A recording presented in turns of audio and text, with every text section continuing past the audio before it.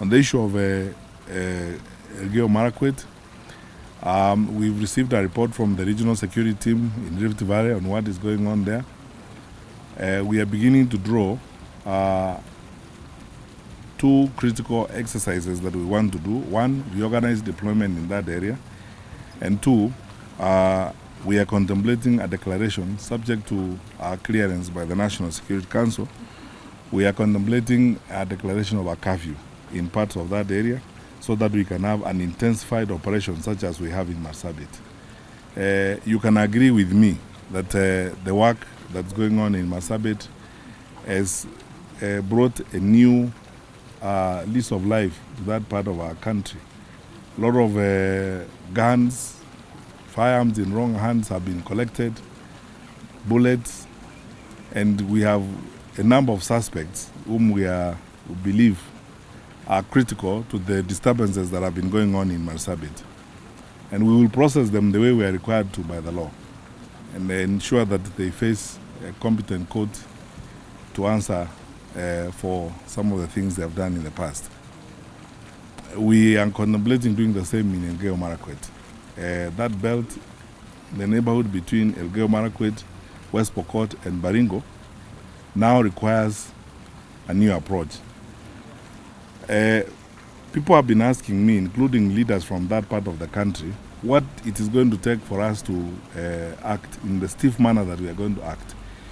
It's because we have exhausted all means of trying to arrest the misconduct and the criminal behavior of some of the people operating in that area. We have tried everything. We have had meetings with leaders.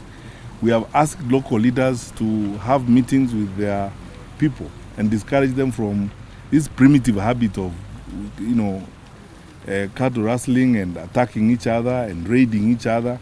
Because what happens is one community raids another community for animals, and one community reiterates, and in the process, collateral damage includes children, innocent children who have nothing to do with that madness. So as government, we cannot stand by and watch that happen. And as I said, that time has now come for us to deal with that belt with unprecedented firmness. And we are going to apply fire they haven't seen to bring order to that particular place. Because we believe there are elements, criminal elements, who are challenging the resolve of government and who are challenging our ability to bring order in that particular place. We will move with immediate effect. I think I'll put out a Gazette notice shortly. And in that Gazette notice, I'll prescribe the limits of our activities. But we are moving to occupy that place for now and for the foreseeable future, and to carry out a very stiff operation in that place. And I will not lie.